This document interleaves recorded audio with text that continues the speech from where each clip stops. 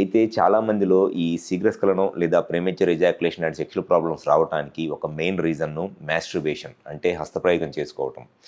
ఎందువలన మాస్టర్బేషన్ చేసుకునే మగవాళ్ళలో ఈ శీఘ్రస్ఖలనం ప్రాబ్లం వచ్చింది అని అంటే, చాలామంది యంగ్ ఏజ్‌లో ఉన్నప్పుడు అంటే 20, 25 ఇయర్స్ ఏజ్‌లో ఉన్నప్పుడు మాస్టర్బేషన్ అనేది పార్న్ వీడియోస్ చూసుకుంటాను, లేకపోతే ఏదన్నా బిఎఫ్‌లు చూసుకుంటాను.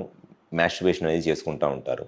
సో, ఈ మాస్టర్బేషన్ చేసుకునేటప్పుడు వాళ్ళ మైండ్ సెట్ ఎలా ఉంటది అనంటే, ఎంత తొందరగా సెమెన్ ఎజాక్యులేట్ అయితే, అంటే ఎంత తొందరగా వీర్యం అనేది ఔట్ అయితే, ఆ సెక్షువల్ ప్లెజర్‌ని అంత తొందరగా ఎంజాయ్ చేద్దాము అనే ఒక మైండ్ సెట్ ఉంటదనమాట. ఎందుకనంటే, ఎవరు కూడా గంటలు గంటలు బాత్రూమ్‌లో కూర్చొని హస్తప్రయోగం లేదా మాస్టర్బేషన్ చేసుకోవాలనుకోరు.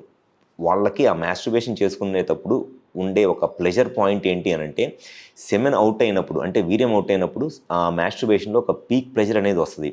సో, మాస్టర్బేషన్ చేసుకునేటప్పుడు వాళ్ళ మైండ్ సెట్ ఎట్లా ఉంటది అనంటే, ఎంత తొందరగా సెమెన్ ఔట్ అయితే అంత తొందరగా మనం ఆ ప్లెజర్ ఎంజాయ్ చేద్దాము అనే ఒక మైండ్ సెట్‌తో ఫాస్ట్‌గా సెమెన్ ఔట్ అవ్వాలి అని చెప్పేసని చాలా ర్యాపిడ్‌గా, ఫాస్ట్‌గా మాస్టర్బేషన్ చేసుకుంటా ఉంటారు.